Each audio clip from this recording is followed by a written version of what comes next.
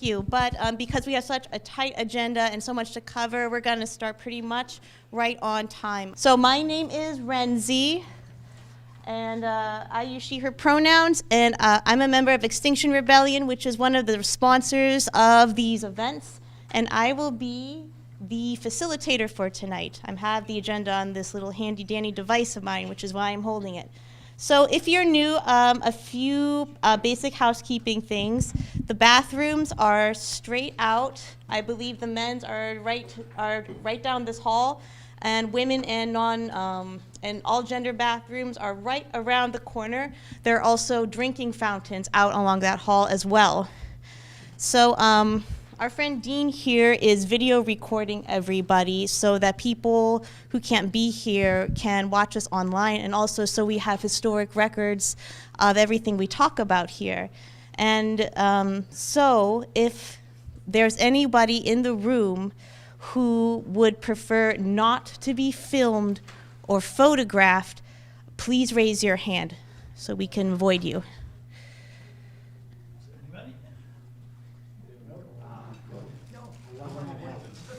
All good? Good, okay. So for discussion tonight, we use a system called the stack system. And that's one of the big reasons we have everyone have one of these manila cards, because not everybody knows everyone's name. We're a big group. And the way that stack works is that you raise your hand, and our stack taker for the evening is Emily back here in the red glasses and blue shirt. She'll see you raise your hand, write your name down in the order in which she sees you raise your hand. And in this group, I believe we do what's called progressive stack, which means that if somebody raises their hand for the first time alongside somebody who's raised their hand multiple times, priority will be given to the person who hasn't spoken yet, just to give everyone a chance to have their voice heard. Let's see, what else? Yeah, like I said, I have the agenda up here. And for anybody who may not know, the reason we do the pronoun thing is to be in solidarity with people who are transgender or non-binary, or who are in any sort of like gender transition. So that's why we do that, and it's just something we do out of solidarity with the LGBTQ community. Okay, so I'm asked to give a basic explanation of what the Green New Deal discussion series is. And what this is a coming together of people who care about climate justice, who advocate for a variety, a diverse spectrum of different tactical choices. We have everyone here from electoral campaigners to the diehard civil disobedience folks. And the idea is that we come together to decide what we want climate justice, or what we think climate justice should look like in Allegheny County or in the southwestern PA region, and work together to make the Green New Deal happen in our region. So a quick overview of the agenda for tonight. First, we'll have a land acknowledgement and a redlining acknowledgement, an overview of the essay we were all asked to read tonight, which is Naomi Klein's Capitalism versus the Climate, which starts on page 70 in the book, a presentation by Dr. Patricia DeMarco, some discussion of the essay and Dr. DeMarco's presentation, a little break, another presentation by union organizers Al Hart and Ben Wilson of United Electrical, Radio, and Machine Workers of America. A little more discussion. After that, there'll be some outreach invitations, and then announcements of upcoming actions and events related to Green New Deal topic. Even though it's a lot to sit for 2 hours and do all this, however, if you feel moved or inspired to help us get a Green New Deal really moving in our region, we invite everyone to join these optional working groups from 7 to 8 p.m. And we have political action, outreach and education, logistics, and Green New Deal proposal drafting. So there's something for everyone, regardless of what your heart calls you to do. Oh, okay, so one thing yes. To that. So we're really lucky tonight. Patty DeMarco actually offered to lead a visioning session during that 7 to 8 period. So this is something that she's done with cities, municipalities, all kinds of organizations. So what we're going to do is we're going to ask the working groups, logistics, outreach and education, and political action, to go into the Pirates Room upstairs And then Patty will lead a visioning session, which will also be recorded. And did you already ask about recording? Okay, so after all of that fun housekeeping stuff, the first thing on the agenda is our land acknowledgement and red line acknowledgement. And Brianne, are you doing that? Carol. The land acknowledgement? Am I doing it? Oh, yes. Do you have it? I do. Okay. I think that email must have gotten lost. Yeah, I didn't see that. I sent it out to the planning team, but,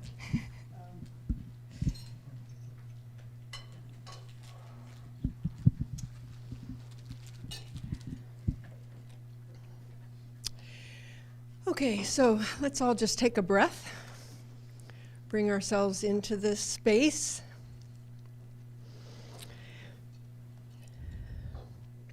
This is an honoring of the original peoples of this land, and we wish to acknowledge the original custodians of the land that we now call the United States of America.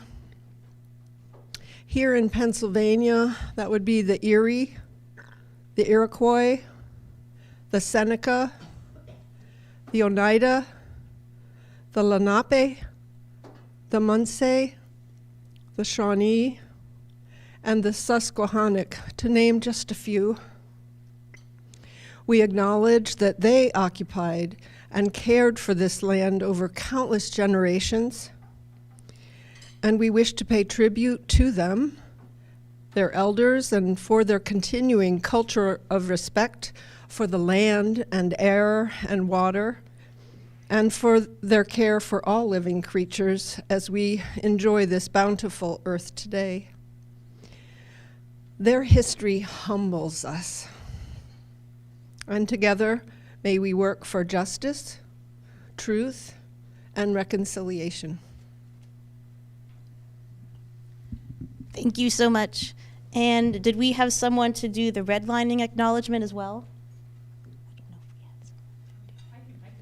Okay. Thank you.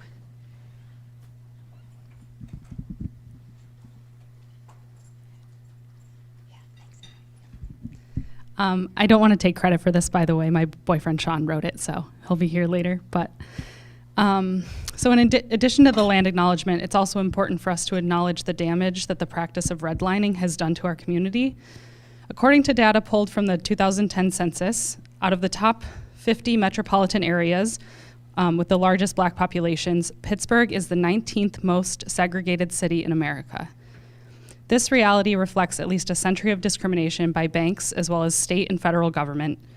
Most notably, during the Great Depression, the Homeowners Loan Corporation, created under FDR's New Deal, carved up cities into color-coded maps to determine which areas were most worthy of receiving financing for housing.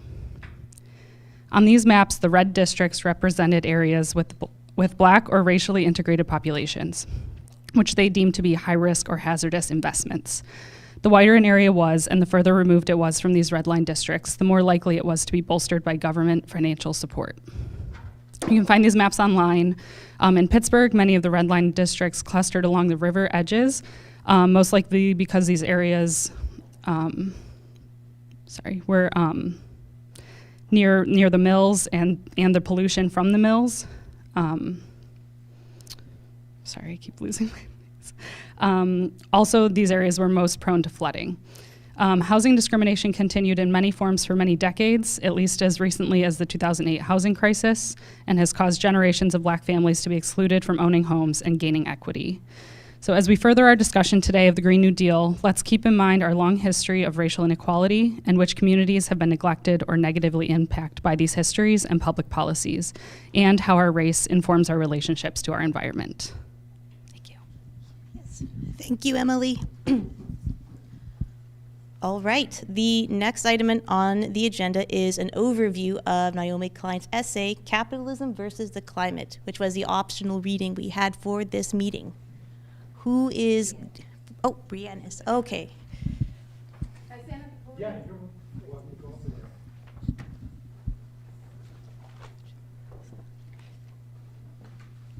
Hopefully that stays. All right. So capitalism versus climate. How many folks were able to read this chapter? Awesome. Great. So I feel like maybe it was me, but maybe you all felt this too. This piece was written in 2011, but it really felt like it was written last week. And it's really all in the title of this chapter, Capitalism versus Climate. If we really want to take seriously addressing the climate crisis, we have to realize that real solutions aren't going to be found within the current system of capitalism that we live within. And I apologize, but I'm going to start off by reading a pretty lengthy quote. This is how she starts off the chapter, but I feel like it was just something really grounding for me. And so Naomi Klein writes, "There is simply no way to square a belief system that vilifies collective action and venerates total market freedom with a problem that demands collective action on an unprecedented scale and a dramatic reining in of the market forces that created and are deepening the crisis." So once again, just reiterating the fact that you cannot address the climate crisis within the system that is creating it.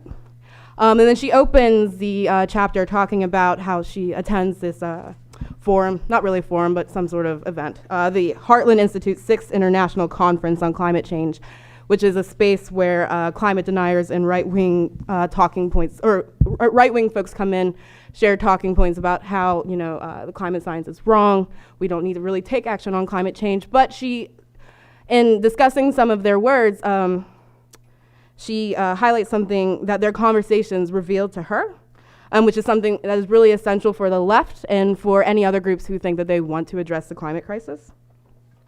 And it is the fact that transformation of our economic and social systems, i.e. capitalism, is essential and critical and is the only way that we can really address the climate crisis. And it was really funny to me reading the opening parts of that chapter because when folks were just like really afraid of what addressing the climate crisis would look like and how it would have to put some fetters on free market capitalism that has just been operating without any limits for the past 40 years.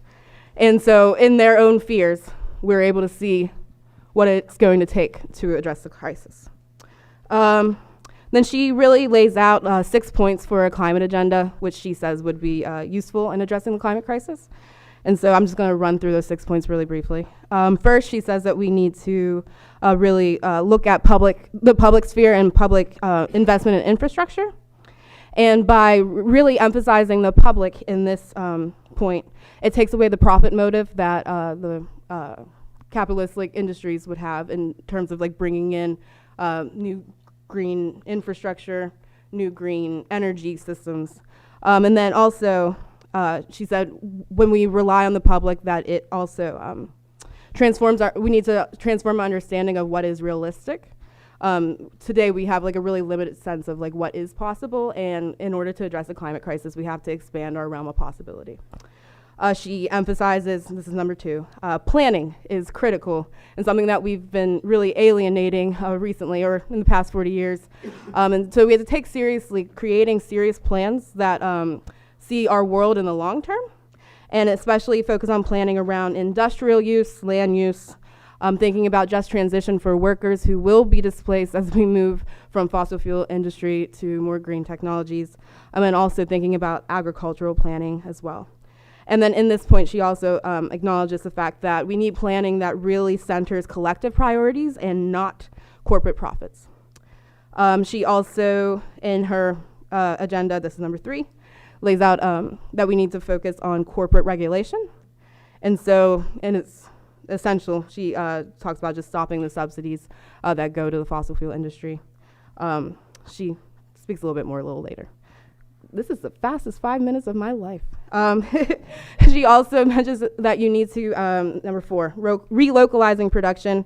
And so this is an emphasis on reining in free trade, global free trade, and thinking about how when we opened up global free trade, the just amount of emissions that comes with having to transport products across the globe.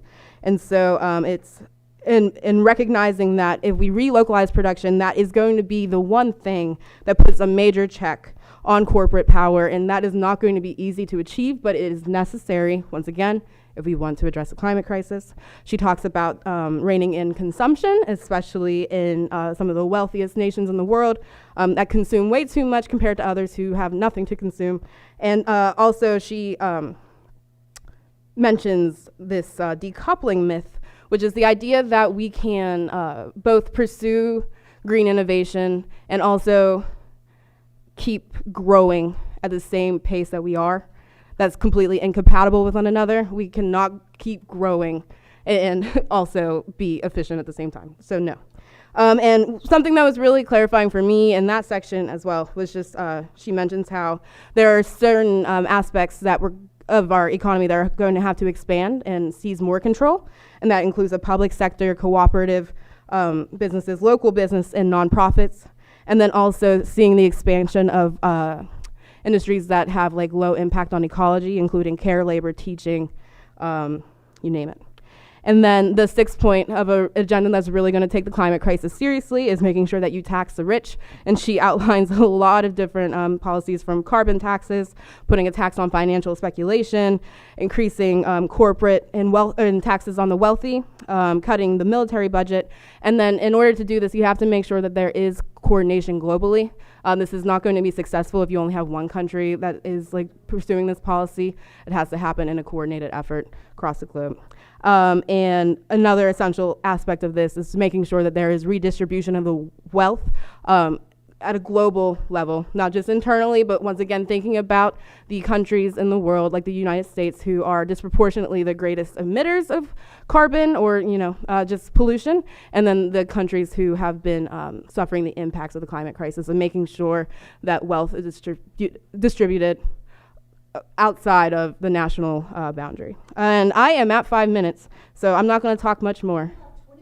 I got nothing I can get in 21 seconds, so thank you.